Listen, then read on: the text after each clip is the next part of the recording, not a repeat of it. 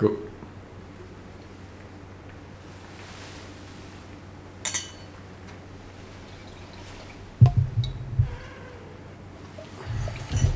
Hop. Alors Cyril, donc là on déguste ce Corton Grand Cru, cuvée Dr Pest, du millésime 2014 des Hospices de Beaune, acheté et en cours d'élevage dans les caves de la maison Albert Bichot à Beaune. Corton est une appellation qu'on connaît pour posséder quelques parcelles effectivement sur ce terroir. C'est une colline mythique de la côte de Beaune qui est la fin de la côte de Beaune et quasiment le début de la côte de Nuits. C'est le grand cru rouge de la côte de Beaune. Et il est vrai que les Hospices portent vraiment ce grand cru de côte de Beaune au premier lieu de la connaissance du monde, je dirais. Pour ma part, j'habite au pied de cette colline. Donc c'est un cru que je vois tous les matins. Enfin, ce sont des crus, des parcelles de Corton. Et donc j'ai toujours plaisir à les déguster parce que c'est vraiment un paysage magnifique. Je pense que c'est l'un des paysages de la côte les plus emblématiques. Tout à fait. Aux Hospices, il y a notamment 2 cuvées de Corton. Et donc on a pour hospicebone.com choisi, je veux dire presque alternativement, j'ai pas fait le calcul maintenant depuis quelques années, mais on a choisi parfois Charlotte Dumay, parfois Dr Pest. On a dégusté tout à l'heure en blanc la cuvée du Roi Soleil. Voilà, donc c'est vrai que c'est une appellation qu'on aime bien, qu'on connaît bien. Chaque année, c'est toujours cette question de dire laquelle on choisit. On dit souvent qu'il y en a une qui est un peu plus masculine, l'autre un petit peu plus féminine. Ce qui peut être intéressant, c'est que voilà, à travers de la dégustation, tu nous dises voilà, comment ce Dr Pest se comporte. Pardon. Dès le début de nos dégustations aux Hospices en primeur, lorsqu'on déguste très tôt ces vins très jeunes, on a décelé sur ce millésime 2014 une très belle enveloppe sur les Cortons Dr Pest. C'est ce qui a pu nous charmer. On a un peu ces 2 visages selon les terroirs de Corton, avec des vins plus masculins, légèrement plus réducteurs, et puis une structure tannique bien plantée, et d'autres qui sont un peu plus sur l'élégance, même si on reste effectivement sur des grands crus rouges bien constitués, mais on peut avoir un petit peu ces 2 visages. Et on peut se laisser charmer d'un millésime à l'autre sur l'une ou l'autre des facettes, même si dans les 2 cas, on reste typique de l'appellation dans sa vue générale. Il subsiste des petites différences et on doit être là pour le plaisir, pour la variation de la dégustation, et on peut se laisser charmer. C'est ce qui nous a conduit à choisir Dr Pest pour cette touche, cette enveloppe, ce soyeux sur les tanins sur le millésime 2014. D'accord.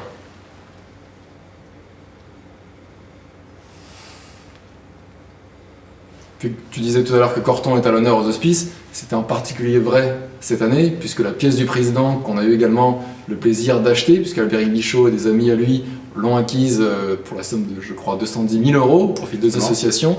Et on la voit, c'est un Corton Bressande, donc un des plus célèbres terroirs, mais qui rentre dans la composition également de cette cuvée, parmi d'autres terroirs, est en cours d'élevage, voilà, juste devant nous. Voilà, elle a été isolée, c'est dire si sur le millésime 2014, effectivement, il y a un focus mérité sur la colline de Corton, comme on l'appelle effectivement au sein de la côte.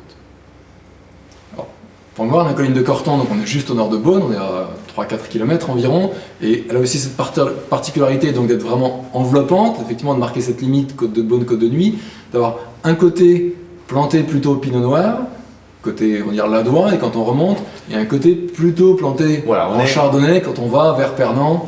On a une exposition effectivement sud-sud-ouest qui est plutôt orientée pour les blancs, notamment les blancs plantés vraiment à la position la plus ouest sont les plus minéraux. On va avoir un peu plus de richesse sur les vins blancs qui sont plantés au sud, et l'orientation sud-est est plutôt dévolu au vin rouge. Cela dépend des veines de terrain où on va retrouver par endroits, préférentiellement, des blancs à certains emplacements, mais majoritairement cette orientation sera dévolue effectivement au corton en rouge. Quand tu parles des orientations en blanc, tu penses notamment au Corton Charlemagne, Exactement. qui est presque au centre, en fait, qui fait un... Oui, on baptise cette pointe de fer à cheval. Effectivement, sur cette pointe, on est connoté par l'implantation de blanc en Corton Charlemagne. Donc revenons à notre Dr Pest. Finesse, élégance, on l'a déjà donné, cette finesse, cette élégance. Il n'y a pas de marqueurs spécifiques qui vont se détacher, plus fruits, plus épices ou autres. Il y a un mariage, une espèce de note constante sur ce toucher de fruits mixés, de fleurs, d'épices, tout ça étant bien marié et assez homogène. Il n'y a rien qui domine. Voilà, on n'a pas un pic d'un fruit ou d'un épice ou autre. On a quelque chose d'assez homogène, un nez finalement qu'on pourrait qualifier de plein, alors qu'on parle souvent de plénitude en bouche. On a ce nez qui est assez rempli, assez plein.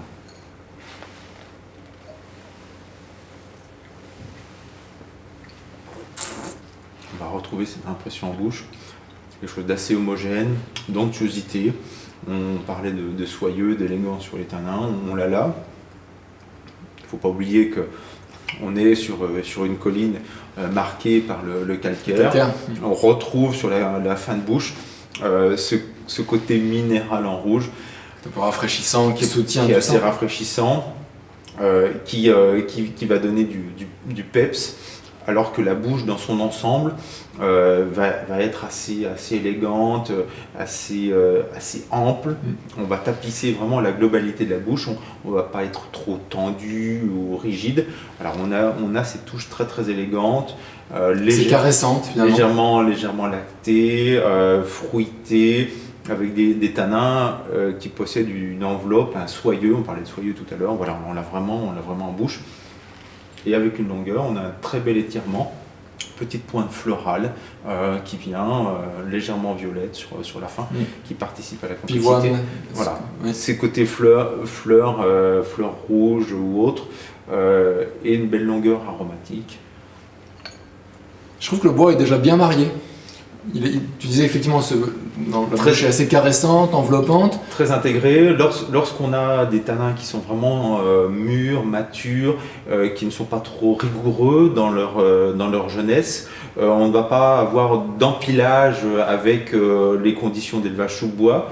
Mais là, effectivement, on a une intégration parce qu'on a déjà un équilibre, un soyeux, une enveloppe qui est là.